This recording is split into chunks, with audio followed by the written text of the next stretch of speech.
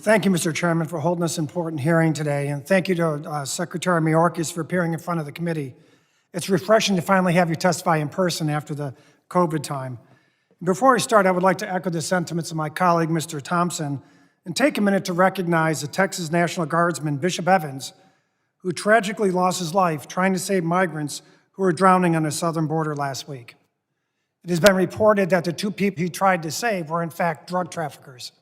Well, we don't know if that's the case, but if that's the case, there's not a better example of the lunacy going on the border than for a Border Patrol agent, a Texas National Guardsman down at the border who dies, and the two people dealing drugs bring him into the country are now on our soil.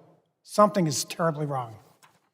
I felt like I say this every year, but there truly has never been a more important time for this committee and the Department of Homeland Security. The recent and tragic events in Ukraine have once again highlighted the range of threats posed to our homeland from a variety of actors and have demonstrated how events around the world impact our security here in the homeland. We, as members of Congress, must ensure the resources we spend, Americans' hard-earned tax dollars, are spent properly in securing the homeland. We do not have a dollar that we can afford to waste, and that's why this hearing is so important.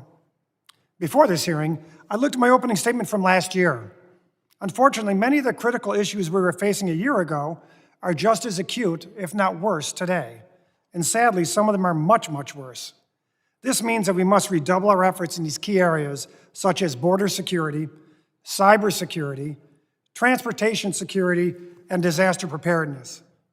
Unfortunately, the President's budget proposal seems to be devoid of logic in addressing many of the crises we are facing. And the requested resources do not meet the realities of the threats we face or the pressing needs of the department. The proposed budget requests a reduction in funding for CISA when compared to what they received in the omnibus spending bill, and proposes funding to modernize screening at our airports that would take 17 years to fully implement. By the time you implement that, the products will be obsolete. This void between reality and this budget request is even more apparent in its response, or lack thereof, to the crisis at the southern border.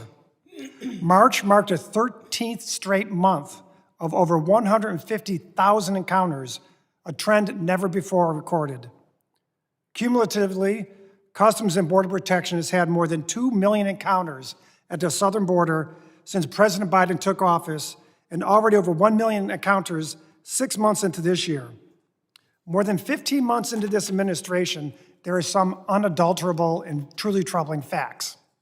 One, we had the highest number of border encounters in the past 20 years in March 2022, 221,000 people. Number two, as was most recently reported, last year, 23 people whose names appear on a U.S. terror watch list were stopped for illegally crossing the U.S.-Mexico border. Those were only ones we knew about. Those aren't the ones we know got away, because the chances are many more got through. And number three, Customs and Border Protection seized enough fentanyl in 2021 to kill 2.4 billion people, over 7 times the U.S. population. Again, that's only what we seize, and it stands to reason that much more is getting through. And in fact, we know it is, because this year marks a very terrible milestone. It's the first time in our nation's history that more than 100,000 people have died of drug overdoses. And the vast majority of those drugs are coming across the southern border, and our policies of this administration are making it that much easier for those drugs to get across. Unfortunately, President Biden and Vice President Harris's approach to the southern border has not changed, and therefore neither has the problem. In fact, it's only gotten worse. Mr. Secretary, on a trip to the southern border a few months ago, you were quoted as saying, "It's worse now than, frankly, it has been in at least 20 years, if not ever." I couldn't agree more. On top of these record-breaking numbers, the Biden administration earlier this month announced that Title 42 removals will end May 23rd. The DHS Office of Immigration Statistics projects that the U.S. Border Patrol could see up to 18,000 encounters a day once Title 42 is lifted. 18,000 a day. We're seeing 7,000 now, and it's already a crisis. There is no question that this will cause Customs and Border Protection to lose operational control over the southern border. And yet, the Department of Justice has decided to appeal the decision to lift the mask mandate for aviation and public transportation systems. And I fail to see the logic behind repealing the use of Title 42 and yet arguing to reinstate a mask mandate in public transportation. How do you balance those two? How do you reconcile those two? They're diametrically opposed, and they're both politically instilled. At the very least, this mixed messaging confuses the American public. I'd like to join many of my colleagues, increasingly even on both sides of the aisle, in calling on the President to reverse the decision to lift Title 42 until the Department has solidified a plan to deal with the impending surge. I was at the border just 2 weeks ago for about the 6th time since I became ranking member, and I can tell you, there certainly is no real plan for what is about to happen, at least according to the Customs and Border Protection folks and everyone else who works down there. This has left many of our frontline law enforcement at the border worried and more overwhelmed than they already have been.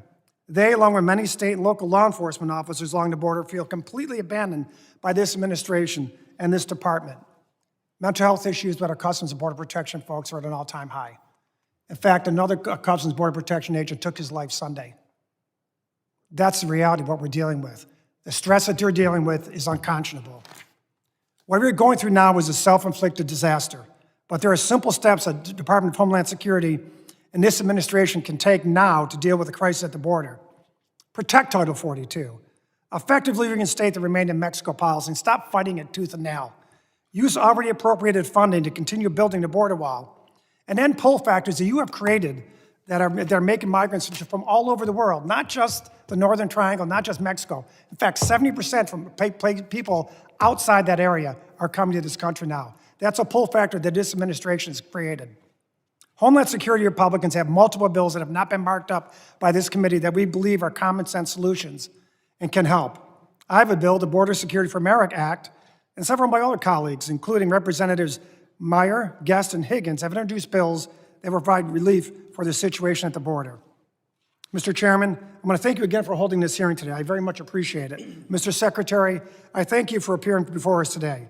Look forward to your testimony, and I look forward to the questions from my colleagues on both sides of the aisle. I yield back. Other members of